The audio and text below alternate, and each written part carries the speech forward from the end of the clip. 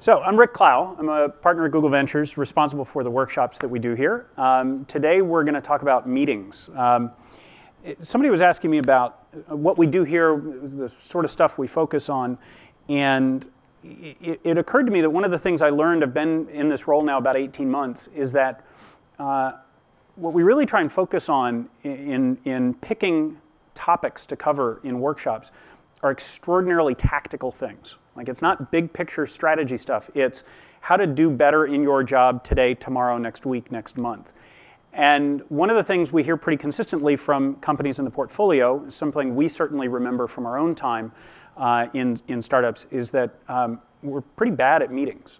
They don't go well. They're not efficient. They're not a good use of anybody's time. And they're often things to be regretted, avoided, and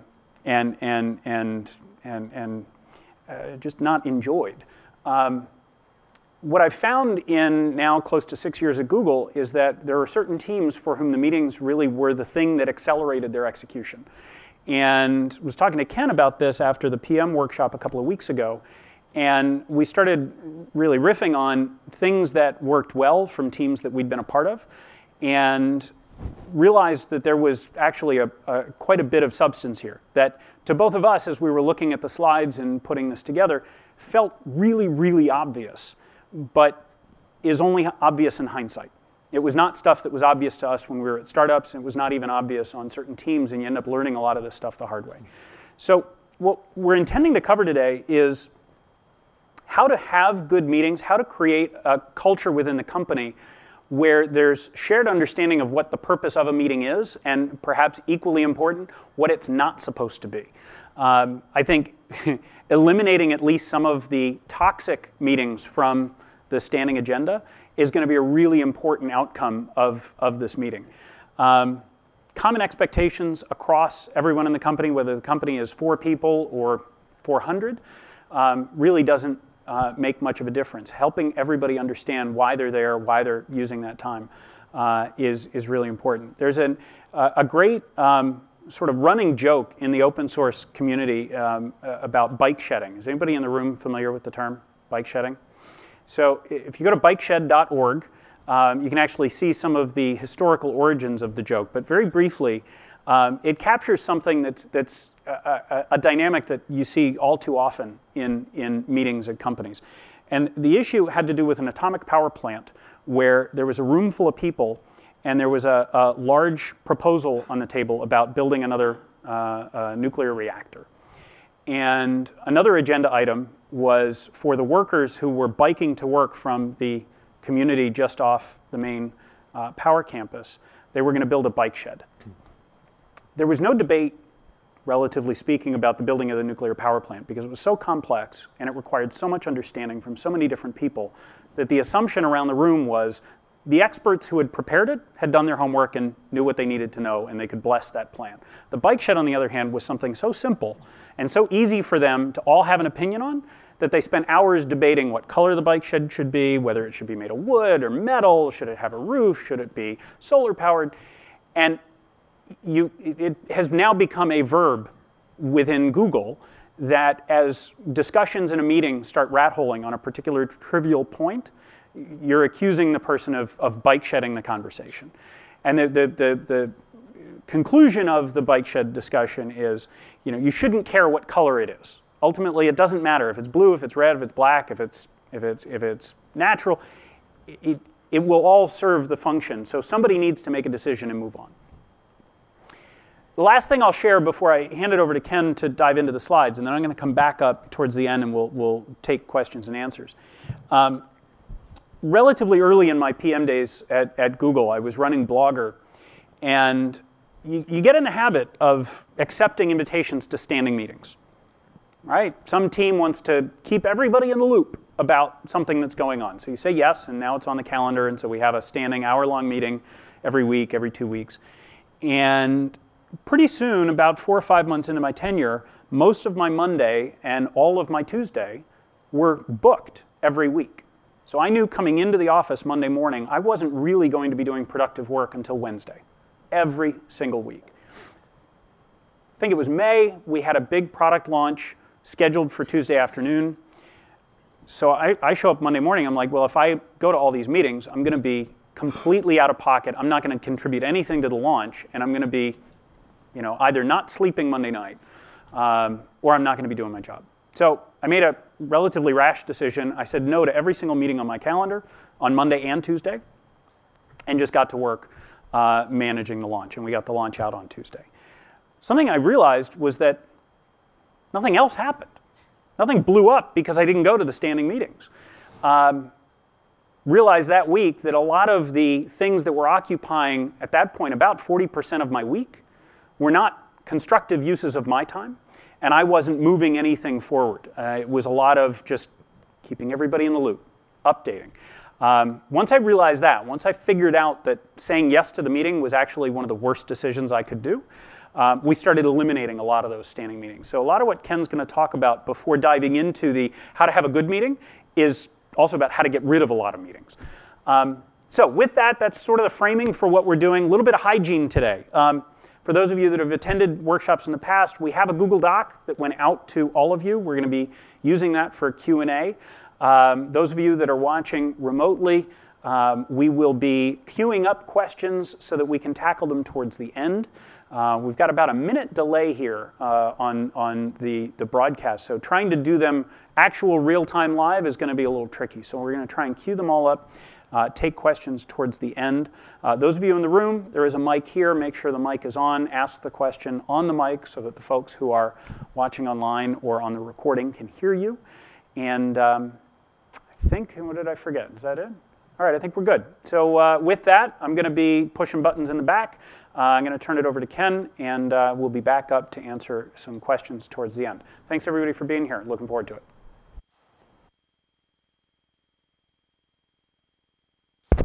Thanks, Rick. So my name's Ken Norton. I've been at Google for about 6.5 years. I'm a product manager, and I came into Google by way of an acquisition. So a lot of this experience is from both experiencing what it's like at Google, as well as smaller companies, startups, and big companies. The title of this is Meetings That Don't Suck, and I'm going to do my best to make sure this workshop doesn't suck, although that would be a good way to kind of teach by example, I suppose. I think the first thing that we started to think about as we were putting this talk together was that there are different kinds of meetings, and that's something that hadn't necessarily occurred to me earlier in my career, is that there are actually different kinds of meetings, and some meetings by their very nature are toxic. Just that very type of meeting is something that needs to be avoided. And there are other types of meetings, like for example one-on-ones with people on your team that are incredibly valuable, even unstructured. And so what I wanted to do was put together a framework that'll help you think about what type of meeting it is as you evaluate or intend to schedule something. And what we began to realize, and we'll have a copy of this little flow chart that we'll kind of refer back to during the talk, and we'll actually put it into the shared Google Drive, is that the most important kind of pivot point around what type of meeting you're looking at is whether or not there's a decision that needs to be made at that meeting. And so we're going to spend most of our time on the bottom part of this flow chart, which are how do you manage decision-making meetings. But I want to talk a little bit about the other types of meetings that fall into the not a decision-making fork. The decision-making meetings are the hardest ones. They tend to be the source of the biggest problems, as you find out that both decision-making meetings are kind of poorly run, as well as meetings that really should be decision-making meetings that aren't, are the source of a lot of the troubles. Let's talk a little bit about what the other kinds of meetings are. And what I'm going to propose up here is that as you look at this flow chart, if you say, I need to schedule a meeting, or we need to have a meeting, or I'm in a meeting, what kind of meeting is it? Is this a meeting where we need a decision? If the answer is no, I want you to evaluate it against these different types of meetings I'm going to talk about, and ask yourself, should we even be having this meeting? Do we need to have this meeting? The first kind of meeting that I think everybody thinks about when they think about meetings they hate are the update meetings. Let's all get together. Let's go around the room. Let's give an update. Kill these. They are terrible. When I started at Google, I joined a team that was growing very, very rapidly. And they had an established weekly cross-functional update meeting that I think was started with the best of intentions. It was started because we had different functions that were working closely with the team. We had engineering, we had marketing, we had consumer support. And we had a bunch of different groups, and somebody at some point said, we should probably have a meeting where every week we bring this group of people together and we kind of update each other. There's a couple problems with that. One was that decision was probably made when there were about 5 people that needed to be at that meeting. But as Google grew, as the team grew, at some point the meeting became 25, 30 people. And we only became introspective about it at the point where we said, we need to move to a bigger conference room because we've got too many people here. And we have people like sitting on the floor. And so we said, we need to find a bigger conference room. And somebody's like, do we really need to have this meeting? This meeting's terrible. We sit here for an hour while everybody does their little 5-minute update. And for the other, 58 minutes or 55 minutes, you're on your laptop, you're not paying attention. And what we started to discover is we don't need this meeting. This meeting is terrible. And that there are easy, obvious ways to replace this meeting. One way was through email snippets. So at Google, we have a system called Snippets, where once a week, you get an automated email from the system, and it says, reply with a bulleted list of what you did last week and what you want to do this week. And that goes into a little database that you can search, and that, importantly, you can subscribe to updates from. So you can go in there and say, I want to, once a week, get a little digest of everybody on my team or everybody on my project, or search for the following keywords and give me snippets. And that was such a more effective, less disruptive way to do the what's everybody working on. And we completely replaced that meeting with email snippets. Another way I'll talk about are with daily team stand-ups, which are incredibly effective. And that wasn't a good replacement in this case because there was like 30-something people in that meeting. But I'll talk about why stand-ups can also be an effective way to just kind of get a sense of what is everybody working on, what are we doing. The problem with update meetings, though, is there's usually somebody who will defend them to the death, because that is the only person that's actually getting value out of them. That could be the manager or the product manager or whomever it is that's actually listening to every single person's update and actually finds that meeting valuable. So it can be hard to kill these meetings sometimes. And the only really effective way to kill them is to propose another way to get that same information. So I wouldn't suggest going to your next update meeting and saying, update meetings blow, let's kill it, I'm out of here. Because somebody's going to say, hold on, I get a ton of value out of this meeting. This is really important for me. I need to know what everybody's working on. Great, here's another way to find out what everybody else is working on. That doesn't involve all of us sitting in a room, collectively wasting 30 hours of our time. So update meetings, I think generally, kill them, replace them. There's another whole kind of category of meetings, like strategy, offsite planning meetings, brainstorming, product planning meetings, design, UX reviews that I'm not going to talk about today because they can be incredibly effective, but they're also very specialized. So, for example, our UX team at Google Ventures is really effective at doing sprint meetings and kind of design reviews, and they have a whole kind of framework for that. So I don't intend to cover all of those.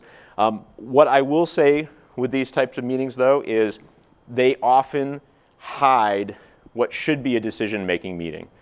So when you get an invitation that says, we just want to look at the latest mock-ups. It's just a design review. Is there a decision that's hiding behind that? Well, actually, yeah, we want your sign-off on whether we should keep going. Or we want you to pick between design A and design B. Great, OK, that's a decision-making meeting. Let's plan it like a decision-making meeting.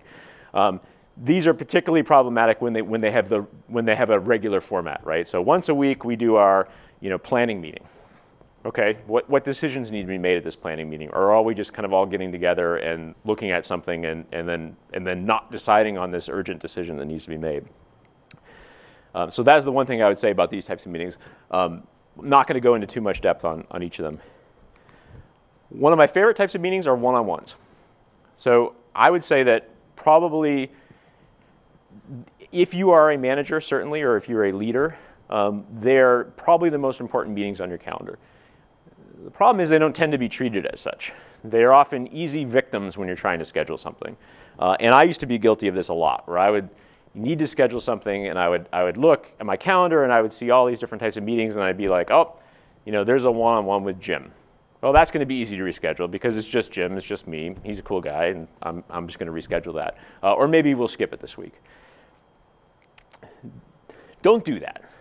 Or if you're going to reschedule it. Because one-on-ones with people that you work directly with are your best format for both connecting to that person, understanding what's driving them, what issues they might be having. But it's the best way to build relationships with people. You're going to have conversations in that one-on-one meeting that would never have been brought up anywhere else, either because the other people in the room or because it's not appropriate for email, or maybe it's not urgent enough where I'm going to ask to schedule a meeting with you. But one-on-ones need to be sacred. Another thing that I used to do, and I realized I was guilty of, is, I am or ask the person, hey, do you have any agenda items this week? Do we even need to meet? Okay, what is that saying when you're a manager and you say that to somebody on your team? So first of all, how are they going to answer that question, right? Like, well, maybe they have an agenda item, but probably they don't. And they're going to say, no, it's not important, right? Because they don't want to waste your time. But what you're saying to them is, hey, a half hour with you isn't as important as some other random thing I could be doing unless you give me a convincing reason why. That sends a pretty negative message to that person. And I've been on both ends of that. I've been guilty of it, but also been on the receiving end of it. And knowing that you have that regular forum with that person, either a colleague or a coworker or a manager or a direct report, lets you know that you have that forum for them. And it's your time to use however you want. And so just knowing that that time is available to you and it's taken seriously by that other person is incredibly energizing. And the other thing it does is it'll allow you to prevent other types of meetings, right? I mean, if I know I have a regular one-on-one with Amy and she needs a quick decision from me, she's just going to talk about it at the one-on-one. She's not going to schedule some other meeting or throw something on the agenda. She's going to be like, you know what, we'll pick it up at the one-on-one. We'll go into detail. The other thing that I started doing about 2 years ago is not having these one-on-one meetings in some stuffy conference room, but going outside and walking around. So I wanted to do this for a couple of reasons. The first reason ended up driving the whole thing, which was it was impossible to get a conference room in the building I was in. So we were like, you know what, why don't we just go outside? I started to realize a couple things. One was it's nicer outside than it is inside, just in general. Number two, that I was getting some exercise, and so was the person I was with. But number three, there was something focusing about walking with someone else that created a very different dynamic than sitting and staring at each other in a room. And so maybe it was just commonly focused on something besides ourselves, walking in the same direction. Whatever it was that made the conversation much more vibrant. And what hardly ever happened, that used to happen when we would sit in a room was, after 10 minutes or whatever, we're saying, I don't have anything else, I don't have anything else either. We would always use the full 30 minutes. There was always something to talk about, even if it was just, I got a new car, or, hey, did you see this movie? Just having that type of personal relationship with a coworker, it really made my life better and made me more effective at working with them and vice versa. And so I would consider doing that because I think it, even if it's just go outdoors and sit down and have a cup of coffee if you don't want to or can't walk, but just, getting outside, creating a different environment for that person. And I would say that the third point I would make on one-on-ones is if you are the manager or the leader or the CEO or the founder, starting the one-on-one with the question, what can I do for you to make your life easier? Is a really effective way to run these one-on-ones. Not what's your agenda, but just, how you doing? What can I do to make your life easier? And consequently, on the other side of that, always going to your one-on-ones with an answer to that question. Even if it's just silly, like, I've been waiting for a new display, my old one's broken, I can't get any work done. Little trivial things like that you probably wouldn't interrupt somebody for or send an email on, but when somebody asks you a question on one-on-one, what can I do to make your life easier, can be really valuable. So I won't spend much more time on one-on-ones, but I think they're incredibly important. And it took me a long time in my career to realize how valuable they were. Another type of meeting that it probably tends to be the kind of de facto style, although it may not be formalized in smaller companies, is the daily team stand-up. So the way we've done this at Google and on the teams I've been on is first thing in the morning, and that at Google means 11, is everybody stands in a circle in our cubes, or maybe sometimes we'd go outside, grab a cup of coffee, stand in a circle, and stand. Because the moment you sit down, the moment you become entrenched, the moment you know you're going to be there for a while, if you stand up, it's quick. And we go around, and we each answer 3 questions. One is, what did you accomplish yesterday? What are you going to accomplish today? And is anything standing in your way? So are there any roadblocks? And it's quick. Right? We keep it very, very short. We've had stand-ups with 10-person team go in 5 minutes, and they're done. This accomplishes a few things. One is, it serves the purpose of that stupid update meeting that you used to have once a week. And guess what? Now you're getting it daily, so you know what's going on even more effectively. It helps build a team culture. It gets you guys, you people facing each other and talking to each other. But it both sets the tone for making commitments to the team. So you say, you know what, when I go to startup tomorrow, like by golly, I want to have done that thing that I said I was going to do. It allows you to commit to the team, and it allows you to surface any roadblocks. So for me as a product manager, they were really effective because I sat and listened to that last question most particularly, which is, is anything standing in your way? I'm still waiting on so-and-so. Great, can I go talk to them for you? Or I still need this person to finish their code and check it in before I can do this thing. So I'm actually blocked. Okay, great, what else should you do today? It allows other people to be, to be familiar with what people are doing, and a lot of times these meetings would end with, hey, right after the meeting, let me talk to you about that because I can solve that problem for you. Or, actually let me take that from you because I think I can get it done faster. Why don't you do this? It also creates a forum where the entire team is together at a certain period of time. So anything else, like quick decisions that need to be made or detailed conversations, you can always set to happen right after stand-up. So a lot of times we would say, I need to talk to you and so-and-so and this other person about why. Tomorrow right after stand-up, let's do it. I would often invite other people to come talk to us right after stand-up because I knew we were all going to be together. And somebody says, hey, I need to come talk to you and the team about our new privacy policy. Great, just come to stand-up. We're all going to be there right after stand-up. We can talk about it. So stand-ups are great. They work most effective for smaller teams. So 5 to 8 feels about right. Once you start getting kind of 15, 20 people, it's difficult for them to do effectively. Often you've now reached a point where it makes sense to do fewer, smaller stand-ups, right? So maybe now you have 30 people, but it's actually 4 or 5 different stand-ups because they're smaller sub-teams. But daily stand-ups are incredibly valuable, and you can learn a lot more about that online. I mean, the Scrum format for stand-ups is very similar too, but keep them informal and be very diligent about moving on. They can quickly kind of degrade into conversation or debate or technical design. Just say, great, let's table that, let's keep going, let's get everybody's updates, and then after the meeting we can talk about it. Another type of meeting that's really effective is the all hands, and at Google we have several different types of regular all hands meetings.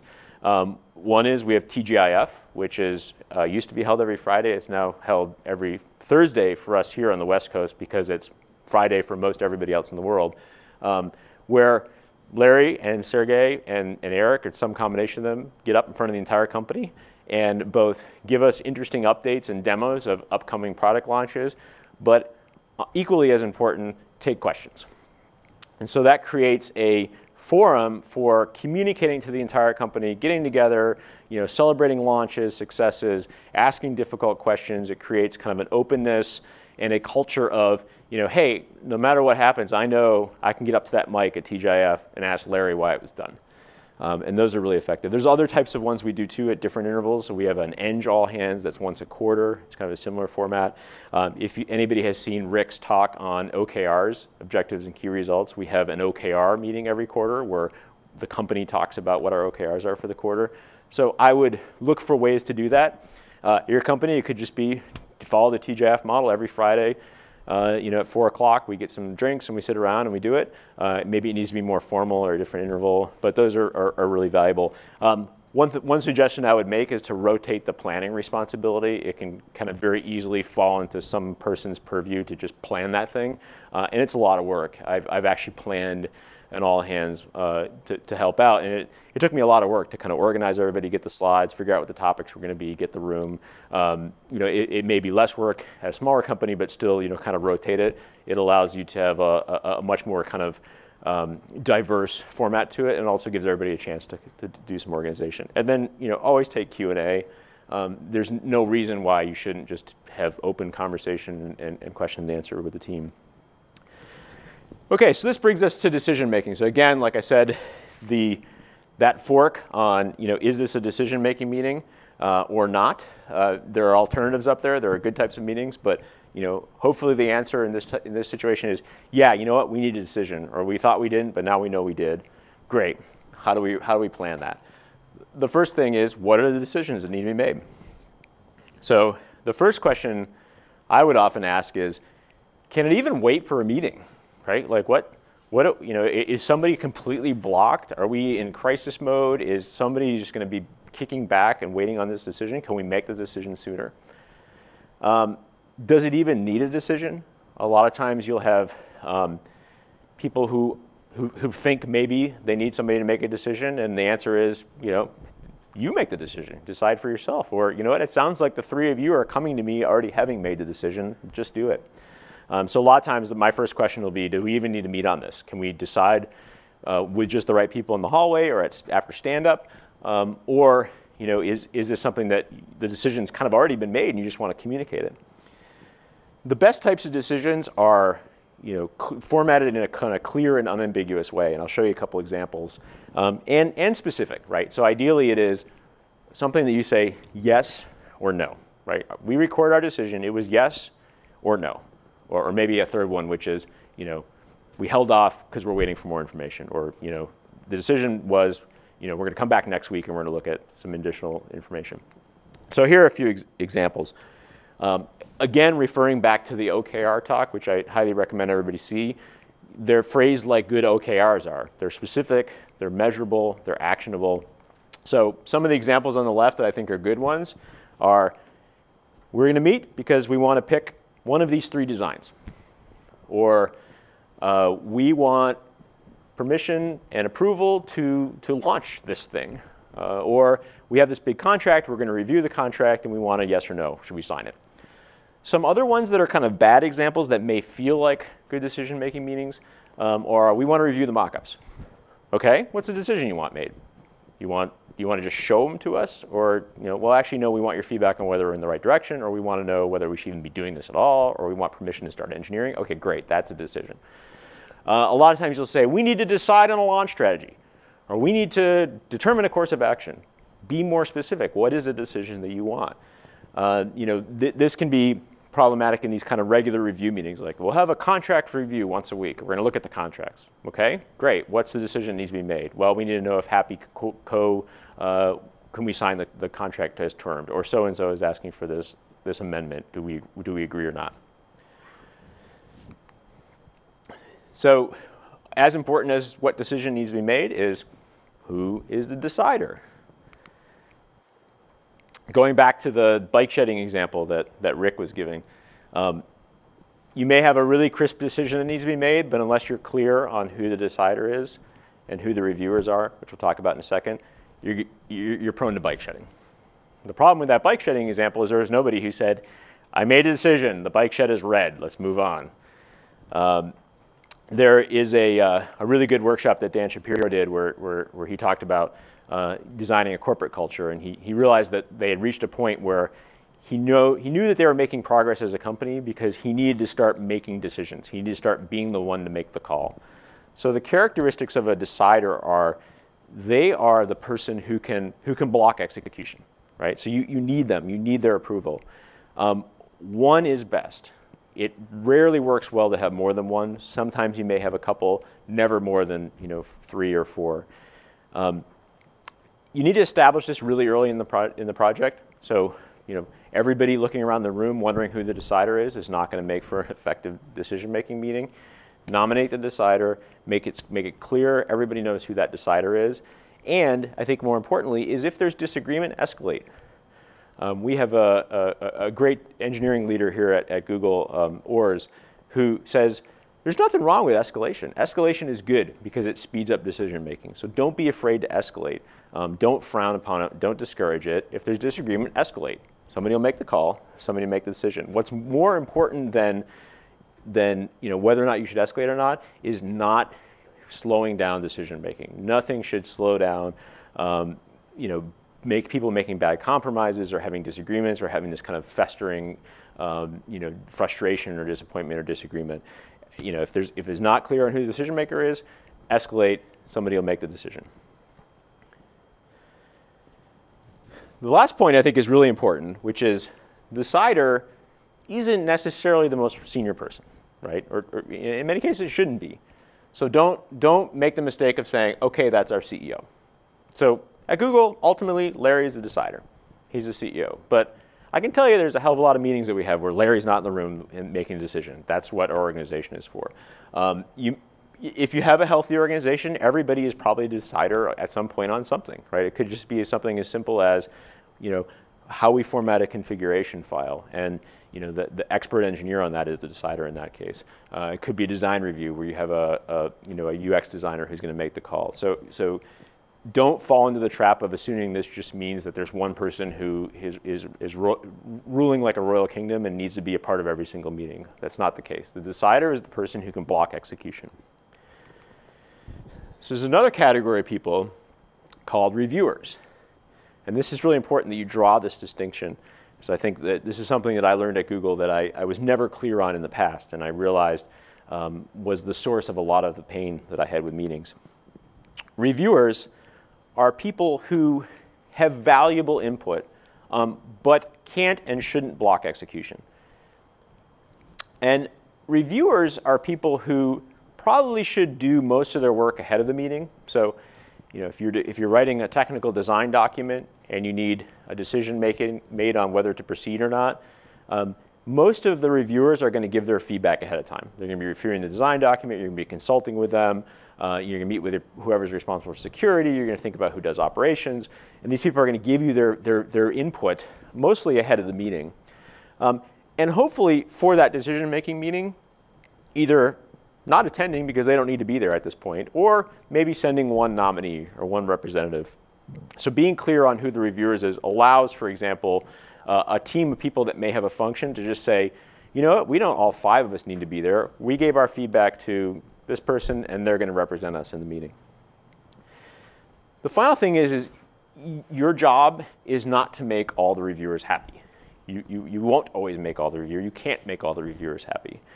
Your job is to take their input into account, is to consider it, but to move forward and to get a decision from the decider. And so if you are the reviewer, your options are to agree and say, great, thumbs up, let's move forward, you don't need me anymore. To disagree, and when you disagree, that means escalating, saying, you know what, I don't like this. I'm going to escalate this, and we're going to get a decision. And again, nothing wrong with escalation. That's how you keep the wheels moving. Or what you may sometimes do is, just set your differences aside and commit. Say, you know what, as you know, I have issues with that, but I'm on board. Let's move forward. What you cannot do is pocket veto, right? Is to passive resistance. Is just stall and block and do everything you possibly can to slow down progress or to stop the launch. That is not an option. That is toxic, and that'll kill your organization. Nothing wrong with escalation. Nothing wrong with disagreeing and saying, you know what, I disagree, but you're going to move forward. I'm not the decider. What you can't do is just stall, delay. Passive resistance is terrible. So again, being able to, for each of these meetings, decision-making means you're going to have, say, this is who the decider is, these are the reviewers that need to be there, and this is a decision that needs to get made. It's going to go a long way toward making that meeting a lot more effective. So, okay, now I know this is the decision that needs to be made. It's phrased properly. It looks great. Here's the decider. Here are the reviewers. I'm going to prepare an agenda because I want these people to come to the meeting prepared and understanding what the meeting's all about.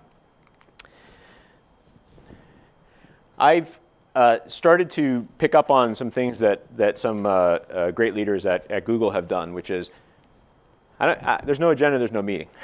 I'm not going to show up to the meeting if you don't tell me what it's about and what the agenda is. And you know what? I encourage other people to do the same.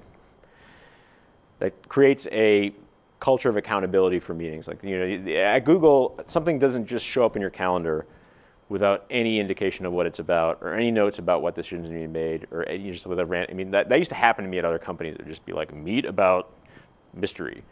Like, what? What is this? Well, I guess I'll go find out. No, I'm not going to go. Tell me what the meeting's about.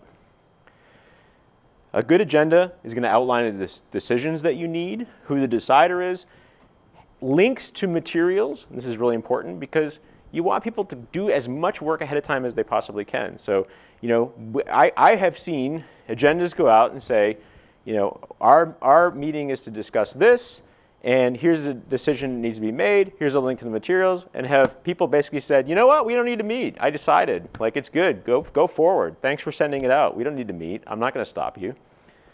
That's good. That means things are working as intended.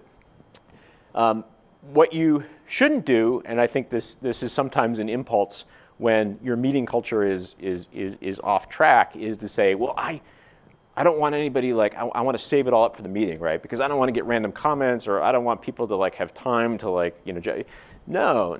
If things are working well, you want people to come to the meeting as prepared as possible. You want all the comments. You want to have, maybe you had 5 decisions, and by the time it's meeting time, there's only 1 left. That's great. So let's look at an example. So I created this kind of fictional example, but I actually based it off of a real agenda format that somebody I work with sends out.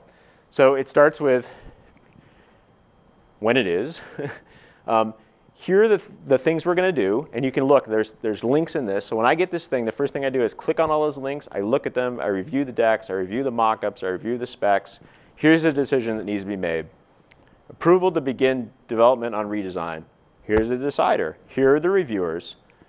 And I know what this meeting's about. I know when it's going to be. I can do my preparation. At Google, we always send out the preparation material ahead of time. Like, what's the presentation you're going to see? When you do presentations to senior execs, you're expected to send it out the day before so that they can look at it, they can familiarize us, they can prepare what questions they may have. There was a recent article, I think in Fortune magazine, about how Jeff Bezos at Amazon runs his leadership meetings. And he starts by handing out things for the group to read, and they all sit there quietly for the first half hour of the meeting and read. So that's a different way to do it, but the end result is the same, is that we are all going to start this discussion. We're going to make this decision together, having been as informed as possible so that the meeting can be effective. And so that we're all kind of on the same page, so to speak. So that's a good example. How long is the meeting? This is an area where I think people tend to get pretty lazy. I worked for a company where it was always 60 minutes. Every meeting was 60 minutes, right? It's just like that was the default. It's a 1-hour meeting. And there's no reason why 1 hour needs to be the default. Of course, you're going to have 1-hour meetings, but try making 30 minutes your default. See what happens. I think you'll find out that you have a lot shorter meetings that are just as effective as they were, if not more effective than before. One thing we've started doing at Google is actually chopping that up even a little bit more. 20 minutes instead of 30 as the default, 40 instead of 60. Gives people better time to transition between meetings if they need to, especially here on Google where sometimes you have to walk for a ways. It also just, again, is a kind of another subtle nudge of, we're going to try to be as efficient, as effective as possible. We're not going to waste people's time. 30 minutes is all we need. So I would say be considerate of what your default is. You can always decide to make a meeting longer if you need, but it's very hard to make it shorter. I think what tends to happen is the conversation just fills the time allotted. It's a very hard discipline to get into. It's very hard to say, hey, we're done, let's get out of here. I think you're like, oh, we're here for an hour, we might as well draw the conversation out.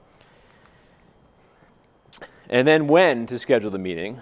So the first thing is as soon as possible, right? Because you don't want to be delaying decisions unnecessarily. And this goes back to my earlier point of, if you can't have the meeting till next week, is that even an option? Is that going to hold things up? Is that too long? Can we find another way to make the decision?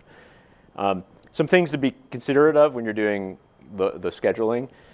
Paul Graham has a great essay called Managers versus Makers about the different ways that managers run their calendar and their time versus engineers and people who are building, and how disruptive it is to have that kind of context switching for an engineer versus for a manager when that's kind of your job a lot of times to go from meeting to meeting. So I think the first thing is to be considerate of the time of day that you're holding the meeting.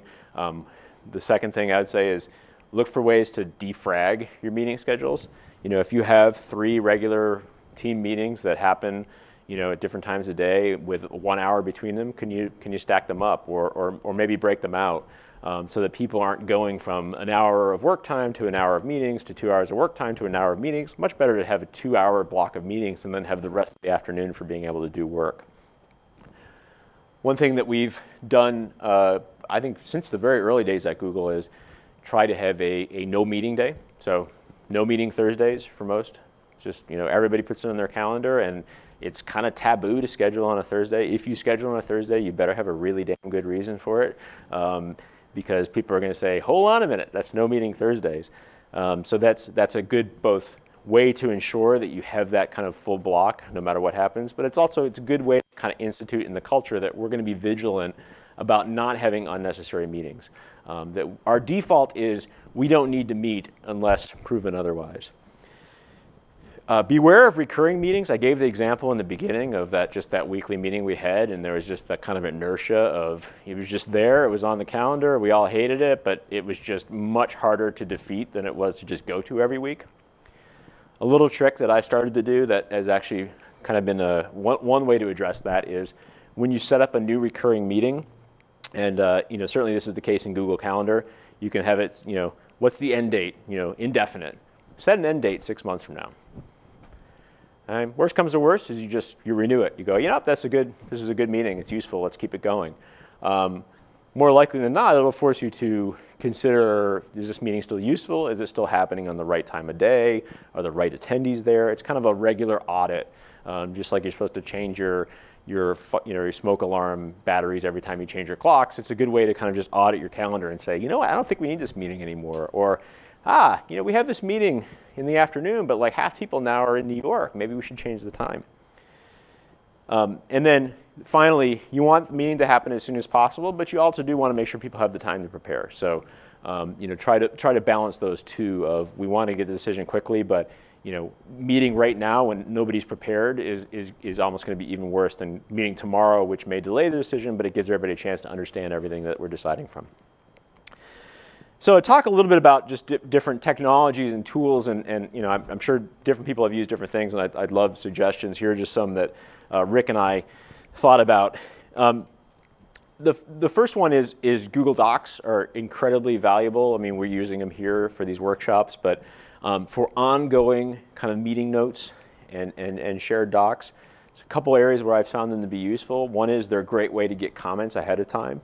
So I can send out a doc that details what it is that we're talking about and decisions that need to be made, and people can comment in line. So we can kind of go into the meeting already having answered a lot of those questions, already even maybe having made some of the decisions, with everybody already having kind of given their input, reviewers having given their comment, deciders knowing what everybody's perspective is. We're ready to go. We're going to make a decision. They're great for regular meeting notes, and I'll show you an example in a little bit where we have that regular design review, and every week we go into the doc and we start typing from the top, and we copy and paste the action items from last time, and we make sure that we address them, and everybody can go and see everything that was discussed. And when a new member joins the team, they can kind of go back and read and say, oh, this is what the people have been talking about for the last X months. Google Plus Hangouts, video conferencing. What Rick and I were actually talking this morning. Both of us have been at Google long enough where we watch the shift from primarily audio remote conference calls to video, and it was huge. Right? We're a pretty global organization. We, I think, probably have always been working with different teams in different parts of the world.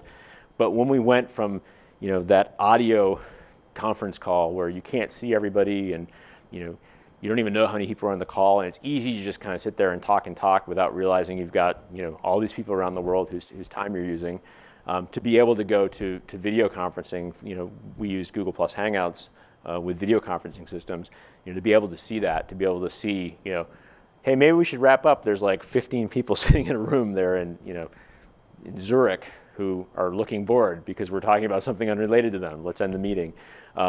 Creates just a better environment. So, that's been huge. That's a great shot. That's made it much more effective to be a remote employee. I mean, even just to be able to kind of, raise your hand so people can see and be like, oh, we have a question out there, as opposed to like trying to interrupt on the audio call. That's terrible.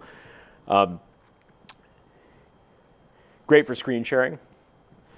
It's really, really easy using Hangouts to have somebody remote just take control of the screen and present some slides or do a demo. And that handoff is incredibly seamless, and it used to be very, very frustrating and very impossible. Uber Conference for phone meetings, one-click call recording. That's something that's kind of really valuable for that service, is to be able to maybe even kind of record the call if you're the meeting organizer and you're like, I want to make sure I really capture some of these issues and I can go back and listen to it later. And of course, good old-fashioned whiteboards, Post-its. One of the members of our UX team was giving some feedback ahead of this meeting on the topic, and they said, I just want to make sure something's always being captured. Always capture something. No matter what's going on, somebody's always writing in a doc or writing on a whiteboard or putting Post-its up so that we're archiving the information that's being exchanged, and we are together capturing something, even if it's just a name, even if it's just writing down keywords that people are saying. Another thing that they love on our team, and those of you who've seen, who've either worked with our UX team or seen some of our talks, know about this time timer. But Jake on our UX team was telling us, is like just having this thing in the middle of the table has this magical effect on the meeting, right? Suddenly people become a lot more conscious of the time, but also kind of create some urgency, right? And these have been so effective for them, particularly in kind of design sprints where you just kind of can kind of go on forever. They actually are like, they've actually hoarded them. They bought a whole bunch of them. They're like handing them out because they found these things are so effective. So little tools like that, can be really valuable as well. Again, another thing is just standing. Be like, hey, this meeting's going to be short because we're going to make a quick decision. We're going to stand because we don't want to get too comfortable here. We want to get out of here quick. It's during the meeting. Start on time. I'm continuously amazed that Google is a place where meetings start on time. If you're in the conference room, you're going to get a knock on the door and you're going to get out because the next meeting's coming in. You're not going to just get to kind of go over by 10 minutes. That just becomes this kind of self-fulfilling prophecy, right? Where it's like, well, nobody will be there at 3, so I'm not going to be there at 3. I'll show up at 3:05, and then everybody's like, well, they won't start on time anyway. I'll get there at 3:10, and suddenly you have this culture of nothing ever gets done on time, nothing ever starts on time, and then it fulfills itself. End early. I've been guilty of this, right? Where I've said, okay, we've got another 20 minutes. What should we talk about? No, the right answer is, okay, we're done. Let's get out of here early, right? Unless there are other decisions that have not been made yet, there's no reason to sit in there for another 20 minutes just because you scheduled the meeting for an hour. You're done. Get out. Laptops in meetings, we haven't talked about this yet, but it used to drive me crazy in these update meetings with just everybody's on their laptop. So what I would say is try this test. Look at all the meetings in your calendar and say, for this meeting, can I reasonably request that everybody in that meeting keep their laptop closed? And if the answer is no, ask yourself, do you really need this meeting? Or are all these people really required at that meeting, right? Because what you're saying to yourself is, no, it wouldn't be fair of me to ask them to just sit there for an hour and not get more important work done. Okay, well, maybe they shouldn't be at that meeting, or maybe this meeting isn't worthwhile for anybody, right? If it's a good decision-making meeting, or it's a valuable meeting, it's reasonable to say, hey, you know what? No laptops for this meeting. We're making an important decision. We're all here for a good reason, right? We shouldn't have any distractions. So when people complain about how do we get people to stop being on their laptop in the meeting, a lot of times that's symptomatic of another problem, which is they probably have something better to be doing and somewhere better to be. So let them go there. Stick to the agenda. When you have a good agenda, it's easy to stick to the agenda. It's easy to say, you know what? That's a really good important. Like we should probably follow up on that, or let's take that let's take that offline, or I think you're right. That's another decision that we need made. The right people are in the room. We'll get that decision made. Back to the point from earlier. Always be writing something down, capturing something. Maybe you have a Google Doc open. You're projecting it. Maybe you're just writing on a whiteboard. Make sure everyone is heard. So this is both a remote employee kind of thing, right? Where whoever is remote is probably going to have a harder time being heard. It's kind of up to you as the meeting organizer to make sure that happens. Make sure the quieter people get voice. Make sure the loud people don't kind of dominate. That's another dynamic that's important to make sure you as kind of the organizer say, hey, you know what? Did you have something we haven't heard from you, or actually this person's a reviewer and they've been sitting there quiet. I want to hear what they have to say. And that's meeting facilitation is a skill that can be developed, but just don't let the meeting kind of drive itself. So what do good notes look like? So the types of things I always want to capture on meeting notes are who was there, put it in a place where everybody can get to it later, so a shared Google Doc, public to the, at Google, like all this stuff, public to the entire company, right? I want to be able to go and find out what that team's working on and what they talked about their last meeting. New people join the team, they should be able to kind of go back and say, oh, here's all the stuff they talked about, now I'm up to speed. Don't transcribe, like this isn't you're not a court recorder, you're not trying to transcribe every single conversation.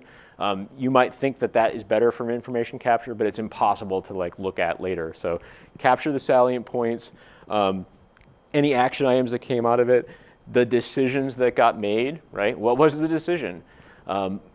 Rick was right to point out that a lot of times you have meetings where you capture a decision, but then you go back later and you can't remember either why you decided what you decided or what you thought was going to happen, right? So we encourage capturing expectations, right? So we made this decision, and here's what we think is going to happen as a result of that. So I'll show you an example. So imagine this is a weekly meeting. Every week at the top of it we start typing. The old weeks go to the past. Who was in the meeting? What did we talk about? Why are we here talking about it? Well, we're trying to simplify the cancellation process because it's frustrating for users. Okay, great. What is the decision that we needed made? Well, we want approval to launch. Okay, well, what do you think is going to happen when we launch? Well, the reason we want to launch is because we're hoping to see a 50% decrease in tickets, right, or customer support. Okay, great. Here's the decision, another action item that came out of it. Now we can go back later and say, maybe even next week, hey, last week we decided to launch the new cancellation experience. How's it going? Oh, well, we expected to see a 50% decrease in cancellation tickets. It's still early, but so far we see 40%. We think that's good, right? Or no, it's not as good as we thought it was going to be. Should we revisit the decision? So having this archived and captured both allows you to very crisply communicate what happened in the meeting, what decisions were made, but also allows you to go back and, believe me, you will want to go back maybe even years in the future and say, why did we decide to do that? What did we think was going to happen? I remember that decision, but I don't remember the rationale for it. And then after the meeting, confirm it, circulate the action items, make the notes available. But this is an important one. Get feedback from the people that are in the meeting, particularly for these regular recurring meetings. Is this still useful? Should we have it more frequently, less frequently? Are the right people here? Do you think you still need to be here? Is there somebody we're missing? Calendar invite that recurs every week doesn't automatically figure out who should be there and who shouldn't be there. And sometimes it can be hard to recognize the fact that there's somebody who's probably should be there, it's not there, that maybe didn't used to be when you scheduled it. And then what are the different types of problems? So this is kind of just a list, but it should spur a conversation. We're going to start Q&A in a couple minutes, but these are all types of things that Rick and I have seen and experienced, and you probably have too. So one is just, we don't know what decision needs to be made, or it's vague, or everybody thinks a different decision needs to be made, so the decision is important. We don't know who the decider is.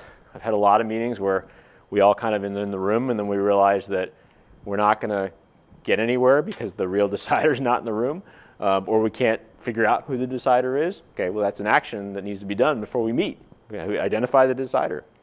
We talked a little bit about reviewers think they're deciders, escalating, being clear on who's a reviewer, who's a decider.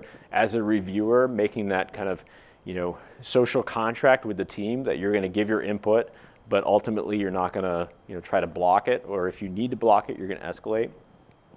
Wrong people in the room, missing, over-inviting certain people, forgetting other people, wrong representatives, not sharing what happened in the meeting. You know, it's like, well, if you made a decision, let everybody know, right? Put it up there, make it available, communicate it, you know, send it out. At least make the notes and the documents available for people that want to go hunting for it. You know, as your company grows, you know, all those different, you know, exponential points of communication, you know, are going to result in a lot of confusion. I mean, at Google, to be able to kind of search around and say, hey, there's a team working on that. Oh, and here's their weekly notes. And oh, look, they're talking about that exact same problem. I should connect with them. To the point around expectations, you know, we captured the decision we made, but we have we didn't decide what we thought was going to happen as a result of that. Why did we make that decision? What did we hope was going to happen that was going to be for the better? And then later on, can we go back and measure that and say, we were right, it's better, we made the right decision, or you know what, let's revisit that.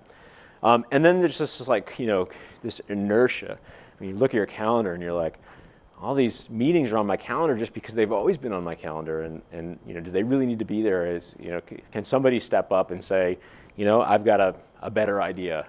Rather than everybody meeting for an hour, why don't we try sending out email updates? And you know, I'm gonna step up and try to make it happen, and we're gonna give it a few weeks, and we're gonna see what happen. I won't quite guarantee it, but I will propose that if you choose to cancel a meeting, a regular update meeting, for an alternate method, that it's very unlikely that a few weeks later people are going to vote that they want to have the meeting back. Another one too is just, you know, people voting with their feet, right? I mean, if you're at that meeting, it's like nobody shows up anymore, or everybody kind of shows up late, or you know, that's a signal to you that that meeting's not probably right, or the right attendees aren't there. I mean, people just routinely come late, they're on their laptops. I mean, these are signals to you about this meeting. So that's it for the prepared remarks. We should go to Q&A, and we have a little bit of a delay between the video and the live audience, but Rick's going to come up and join me. So we've got the questions here. There's a couple of them.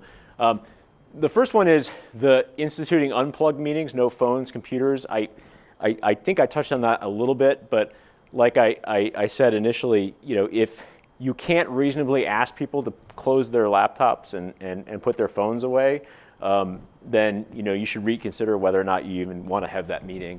And you know, I don't think that, you know, there should necessarily be a hard and fast rule. Like, you know, I think there may be meetings where you say, you know what, these people are probably here because, you know, it's useful for them, and sometimes they might have questions, and you know, not having them in the room is worse than having them in the room, but I also can't really ask them to not do anything else. But I think in generally, if you can't fairly say to everybody, this is a closed laptop meeting, you should reconsider why that meeting exists. Yeah, I mean, I think about, I remember being at a startup where being in the room was seen as the credential. Like if you were part of the meeting, you were in that crowd, you were part of that group, you were part of the team, and that was somehow a badge of honor. And that's totally the wrong way to look at it. Like if your input is needed, or you are a reviewer, or you are the decider, you should be in the room. If you're not, you shouldn't be in the room. Like you're wasting your time, you're wasting everyone else's time. Prioritize, make time, and go make stuff. Go do your job, go be productive. The productivity in the meeting is only if you are helping get to the decision, right? Or helping avoid making the wrong decision. That's productive, useful time in the meeting. Other than that, get yourself out of the meeting, right?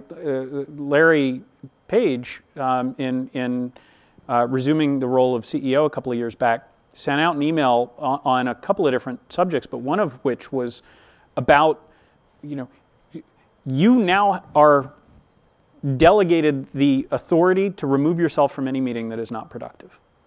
Like just walk out, right? There is not going to be any penalty. No one's going to dock you or shun you. Like if it is not a useful use of your time, get out.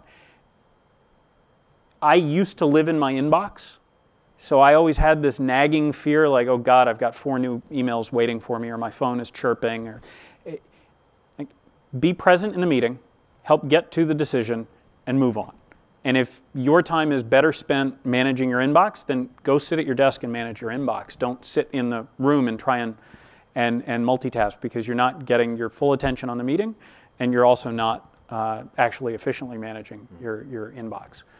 And that I think that email from Larry helped also, you know, solidify this culture we have of meeting skepticism, right? Yeah. Where it's like, the default is prove to me why we need that meeting, not, I'll try to convince you that we don't, or, oh, it's just on my calendar, so I'll go. And so that kind of creates this healthy tension of like, if I'm going to invite some people to a meeting, like, I better demonstrate to them ahead of time that it's worth their time. And so that means a good agenda and a good reason why they need to be there. And, and not like people, still refuse. I mean, if you give people a good reason to have a meeting, they're going to come, but they're going to start with the, why does this need to be a meeting? Or what are we talking about? Or really, do we need a full hour? What about a half hour? Yeah, and I think the some corollary to one of the points that Ken made in the slides about capture the expectations, right, in the meeting notes, so that you can codify, we're making this decision because we think we're going to achieve X. That was something that came out of my time at YouTube, where we were doing constant experiments on the homepage. We're going to go to 4 thumbnails instead of 3, or we're going to make them bigger, or we're going to go 2 lines on the description to see if it improves click-through, or we're going to try a featured video panel on the right. Whatever we were trying, I wanted to document the thing we thought we were going to make happen, both to keep ourselves honest and accountable to the decisions we were making, but I also wanted to be able to reward the person who'd done the work that produced the desired outcome. Because one of the other things that became obvious is that meetings became a way for people to get noticed, right? And that's not a good use of a meeting.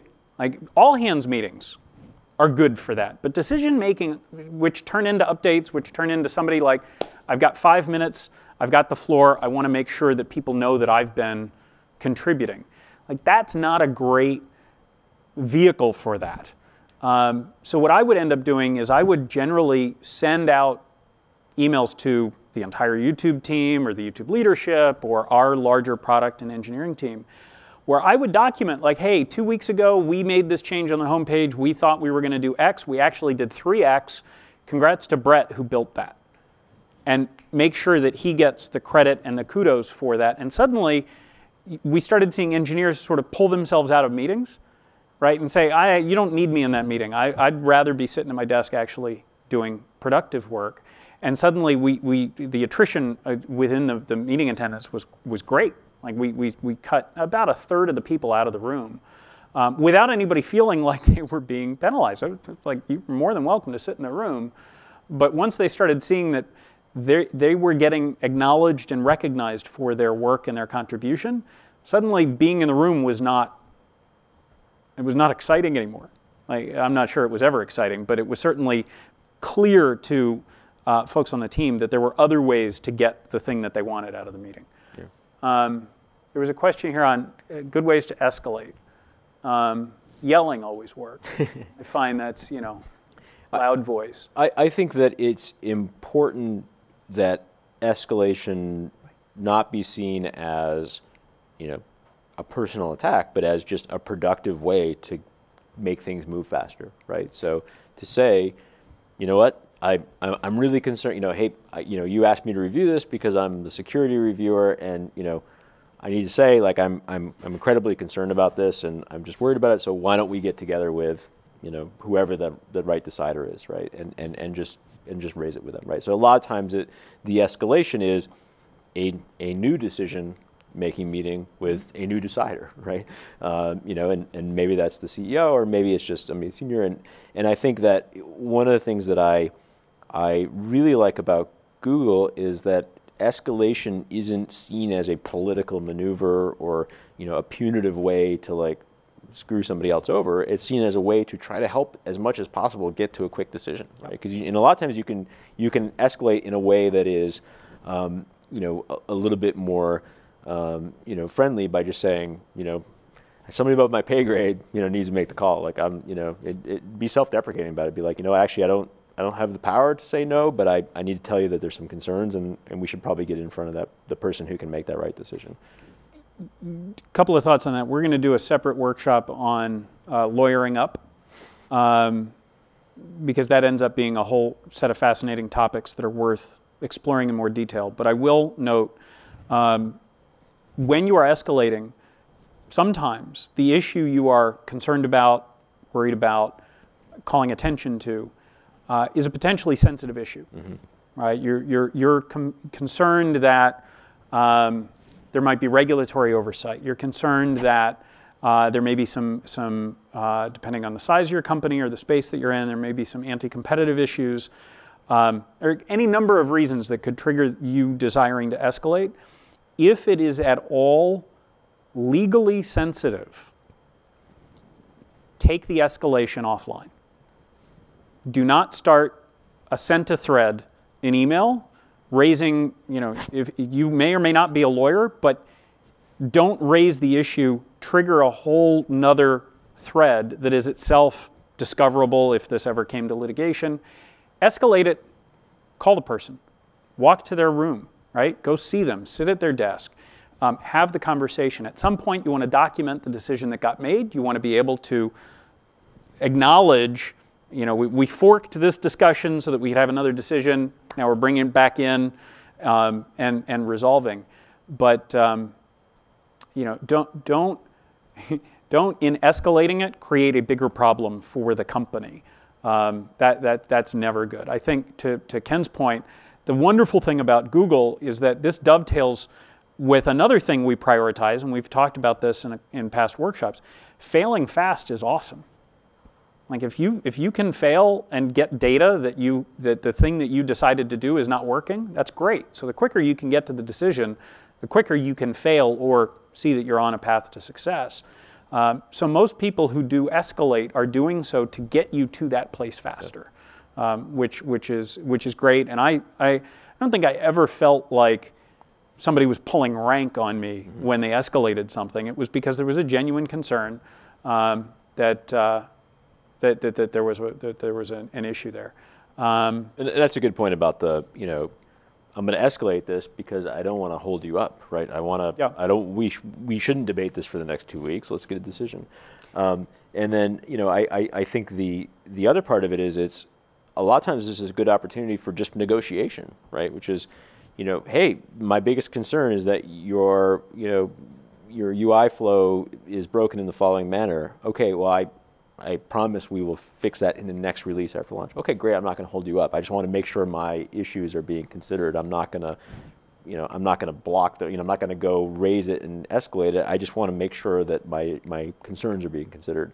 Here at Google we have, security and like operations reviews and production reviews, and they go of that format, right? Where I've never had one that needed to be escalated. They're reviewers, but they've given me very careful, considerate, detailed feedback, and I've taken it to heart. And then ultimately, that's kind of where it's gone. And if they needed to, they could escalate it, but they don't need to. Yeah. I'm going to run back. Our screen went dark up here. If there are questions in here, feel free to grab the mic and just shout out.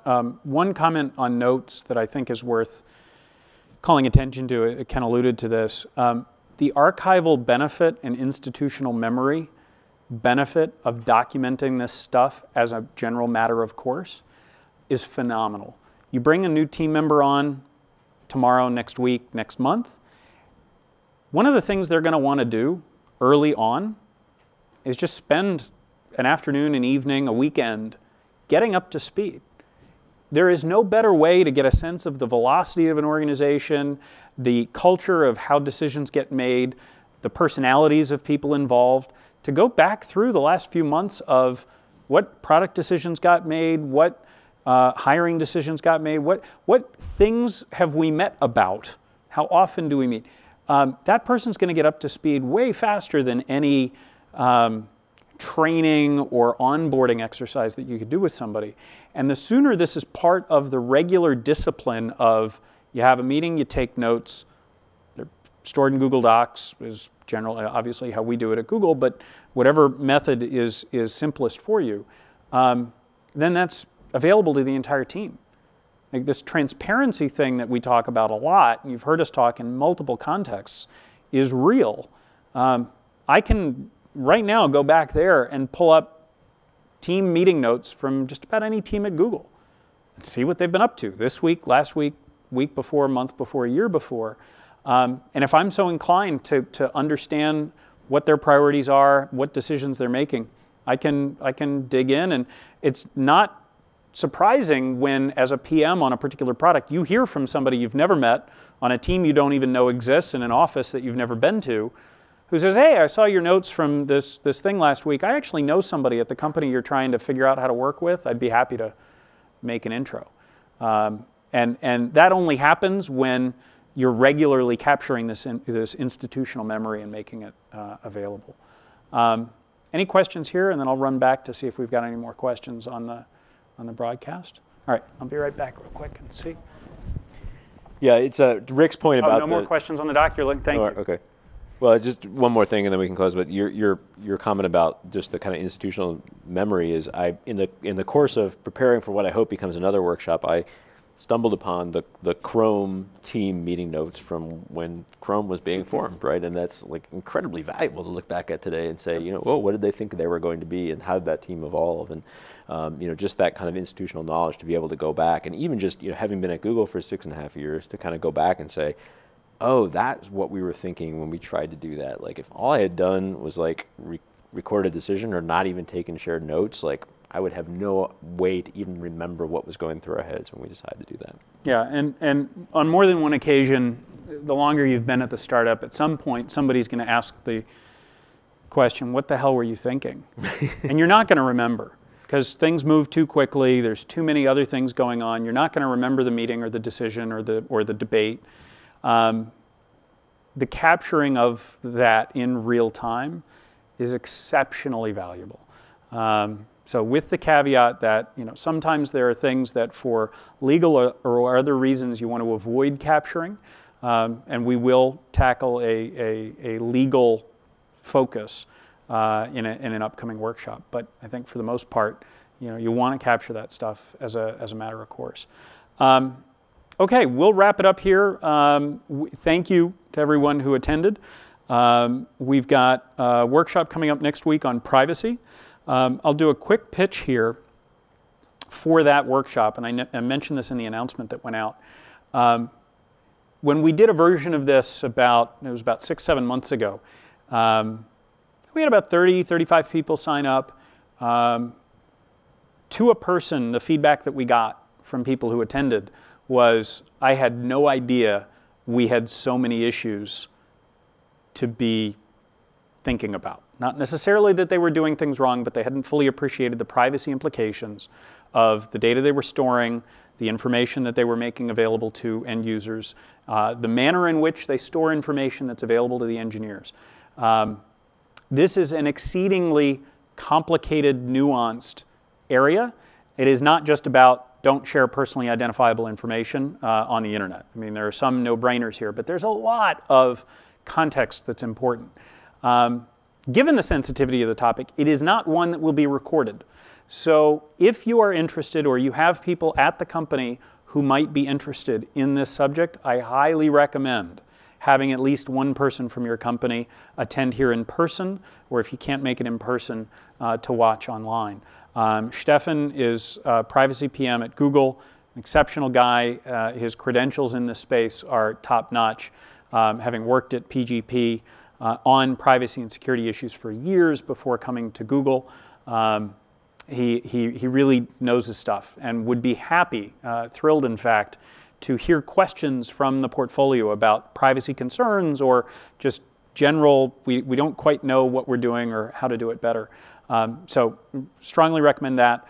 Ken and I both have kids, which means we have spring break the week after that, which means we will be off. But then starting in April, we've got, I think, another 12 of these workshops identified for the month of April into May. So a lot is going to be coming up in the weeks and months ahead.